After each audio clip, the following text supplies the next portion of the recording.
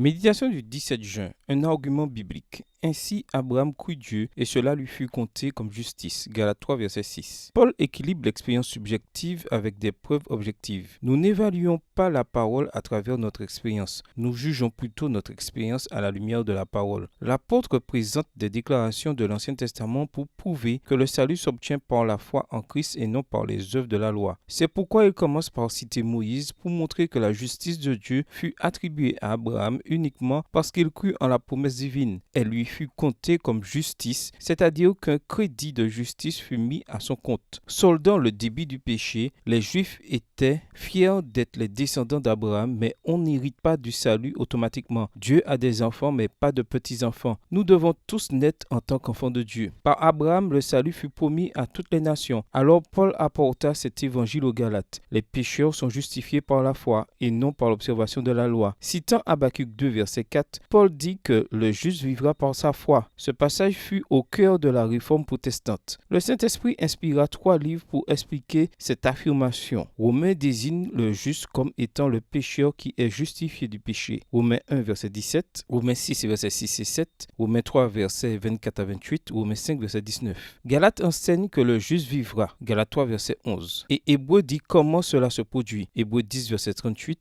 Hébreux 4, verset 2, Hébreux 6, verset 1 et 2, Hébreux 10, verset 22, Hébreux 11, verset 1. Par la foi, c'est-à-dire pas par la loi. Les légalistes voulaient séduire avec les attraits d'une religion basée sur les œuvres de la loi, tandis que Paul montrait la joie d'une relation d'amour et de vie par la foi en Christ. Si le croyant veut échanger la foi et la grâce contre la loi et les œuvres, il n'a pas besoin d'être en communion avec le Seigneur. Pour un vrai juif, la bénédiction d'Abraham vient par l'intermédiaire du Christ. Pour un païen, le don du Saint-Esprit est donné à travers le Christ. Cependant, à cause des faux frères qui s'étaient furtivement introduits et glissés parmi nous pour épier la liberté que nous avons en Christ Jésus avec l'intention de nous asservir, nous ne leur avons pas cédé un seul instant par soumission afin que la vérité de l'évangile soit maintenue parmi vous. Galates 2, les versets 4 et 5. Peut-être y a-t-il dans votre cœur autour de vous une pensée fascinante qui n'est pas basée sur la Bible. Paul a travaillé pour les Galates et aussi pour nous. Pourquoi choisir l'esclavage quand nous pouvons choisir la liberté? Nous ne pouvons pas empêcher les oiseaux funestes de voler au-dessus de notre tête. Mais avec l'aide de Dieu, nous pouvons les empêcher de faire leur nid dedans. Phrase de Martin Luther. Bonne journée à vous et que le Seigneur vous bénisse.